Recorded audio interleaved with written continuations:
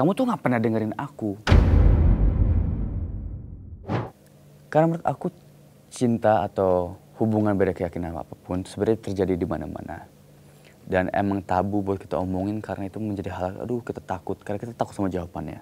Soalnya baik orang bilang, oh kita komunikasi, tapi pada akhirnya niat itu cuma pengen ngomong doang dan sakitin hati mereka doang.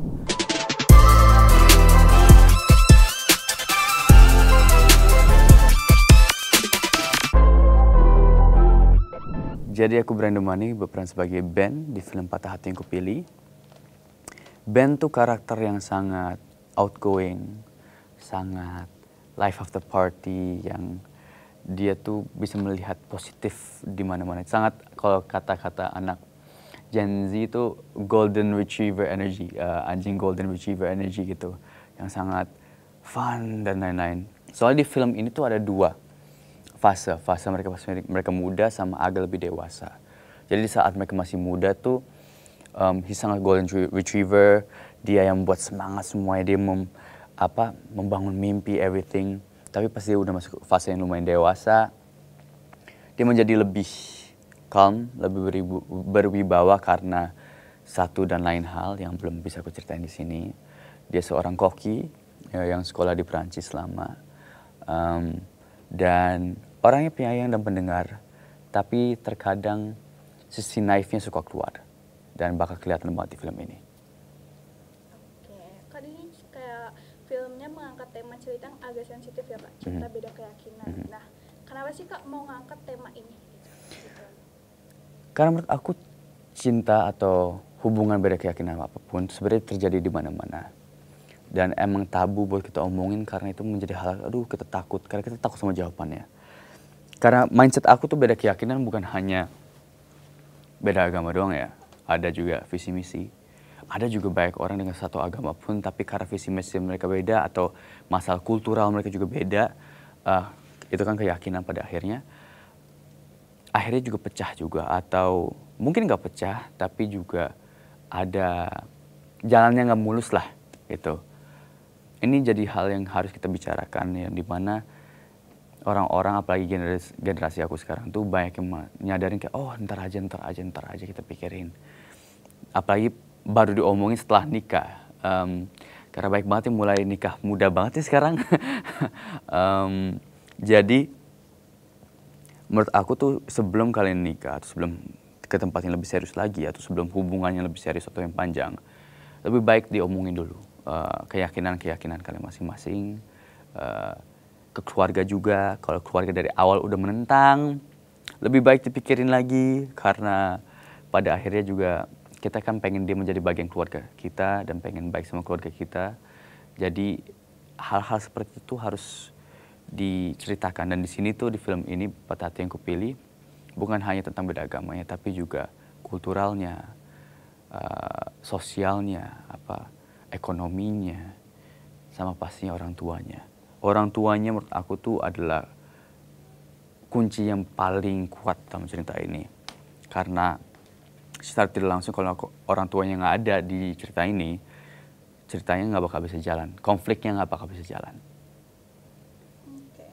Kira-kira ada tantangan nggak kok memainkan karakter ini di film Patah Hati? Oh ada, soalnya ini pertama kali aku main film yang dimana kisah cintanya sangat dewasa. Yang dimana sedihnya, kesalnya, marah, kebingungan itu levelnya tuh lebih deep dan lebih dewasa aja. Dan aku belum pernah main kayak gitu. Dimana aku biasa mainnya melodrama, lumayan yang drama, oke, straightforward, perasaannya ini yang kamu harus rasain. Tapi di sini tuh lebih subtle, lebih inner monologue yang kita mainin baru subtle banget mainnya. Yang dimana biasanya situasional banget lah cerita ini. Emosi yang kita rasakan itu karena situasi sekitar, bukan dalam diri kita sendiri doang.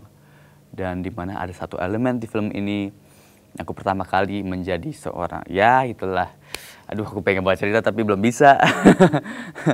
Tapi itu elemen yang buat aku kayak, oke.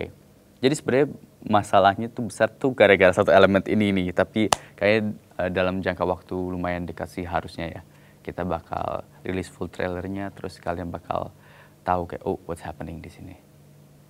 Kira-kira ada scene paling sedih nggak di film ini? Sedih Itu dia. Sedihnya film ini tuh bukan sedih kayak, oh nangis, pusing pala aku. Enggak. Sedihnya tuh lebih kayak, kasihannya mereka. Coba aja nggak ketemunya di saat kayak gini, atau situasinya berbeda, atau coba aja dia kayak gini. Lebih kayak gitu film ini. Lebih kayak, aduh menyayangkan, aduh menyayangkan, aduh menyayangkan. Kayak gitu sedihnya. Tapi scene yang paling aku sedih ya, ada satu di ending, ada kayak semi perpisahan sama seseorang gitu. Itu lumayan sedih. Ya, tapi aku nggak usah cerita, maaf ya. Harus nonton ya. Harus nonton tanggal berapa tadi? Tanggal 24 24 Desember. Pinter kamu. Oke sih. Oke kak. Menurut kakak cinta atau pacaran beda keyakinan tuh gimana sih? Ada tipsnya nggak? Nggak ada tipsnya sih. Semua orang berbeda-beda karena dalam pacaran pun yang nggak beda keyakinan pun beda-beda buat semua orang juga. Karena yang jalanin kalian berdua, yang tahu karakter kalian berdua tuh kalian gitu. Tahu situasi keluarga juga kalian aja gitu.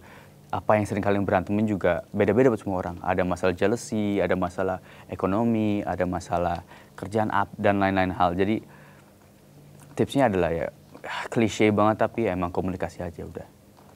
Komunikasi dengan sehat aja. Tanpa menyerang ya. Soalnya baik orang bilang, oh kita komunikasi, tapi pada akhirnya niat itu cuma pengen ngomong doang dan sakitin hati mereka doang. Komunikasi dengan baik dan benar. Tapi kayak komunikasi tanpa menyerang tuh gimana sih kak? Kan Jadi nggak sengaja ya kita nyerang, kayak attack. enggak. Oh enggak ya? Enggak. Jadi Aku aja.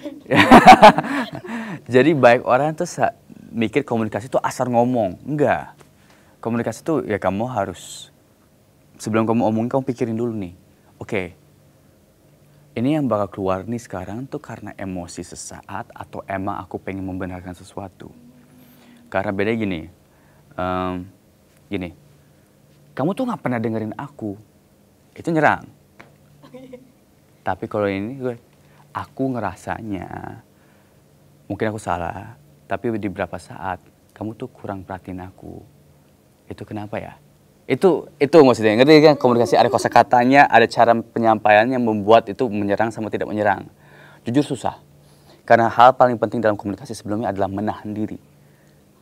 Menahan diri di saat dia ngomong sesuatu yang gak enak, itu kayak Oke, kalau balik ini panjang nih, bakal negatif doang nih. Kita tahan dulu, oke. Sekarang siapa yang mau di-escalate nih? Di saat kamu dapat pasangan yang baik dan enak banget, pasti kayak menurut aku cocok, itu saat kita tahu, di saat dia menggebu-gebu, kita mundur bentar, kita coba ngerem. Di saat aku menggebu-gebu, dia ngerem. Jadi emang harus ada balance between that. Nggak ada yang 50-50, emang harus tahu momen dan situasi, harus ada mengalahnya momennya. Dan di saat komunikasi yang benar ya, pertama adalah dengerin dulu, beneran dengerin, bukan ngedenger untuk ngelawan. Ya, ngerti kan maksud aku kan? Baik orang tuh ngedenger untuk oke, aku sekarang mau nyerang kayak gini nih. Jangan. Pendengerin, pahamin datang dari mana terus baru omongin. Gak gampang kok. Pasti bakal ada berantemnya. Tapi kalau kamu sudah menyadari itu biasanya lancar. Mudah-mudahan. Oke, ada fun fact nggak? Tiba-tiba curhat sendiri dia. Iya lagi. Sensor. Curhat sama mama dede.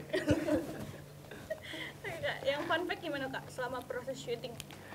Fun fact-nya aku belajar masak sama Chef Renata. Iya, dia bikin close acquaintance atau friend in a way. Aku belajar masak di salah satu restoran dia. Karena dia juga background-nya French cooking ya. Jadi aku belajar di sana, belajar berapa lama gitu. Dan emang detail dari papa udah ada, tapi ini lebih di-refine lagi. Itu fun fact 1. Fun fact 2, apa ya? Ada adegan berantem pertamanya Indian Akbar sini.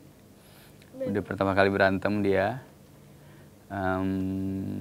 Itu sih paling fun fact yang fun ya. Yang lain ya serius aja, tapi yang fun itu doang sih. Fun fact-nya. Oh, kira-kira pesan apa sih kak yang ingin disampaikan dari film ini? Dari karakter kakak sendiri. Di saat kamu sudah sadari yang tersakiti bukan hanya kamu tapi orang di sekitar kamu, mungkin lebih baik kamu step back atau mundur. Bukan berarti kamu kalah atau nyerah, tapi sudah cukup. It's enough. Jadi batasannya itu ya? Ya, kalau yang tersakiti, patah hati yang kupilih, ternyata yang patah hati bukan kita doang, tapi juga keluarga kita, teman-teman kita, dan orang-orang sekitar kita yang kita sayang. Lebih baik step back. Jangan lupa saksikan film Patah Hati yang Kupilih, bakal tayang 24 Desember 2025 di bioskop. Ya, curhat. Kenapa terus? Terima kasih sudah menonton video ini. Jangan lupa subscribe dan aktifkan lonceng notifikasi supaya kamu nggak ketinggalan video terbaru dari Grid.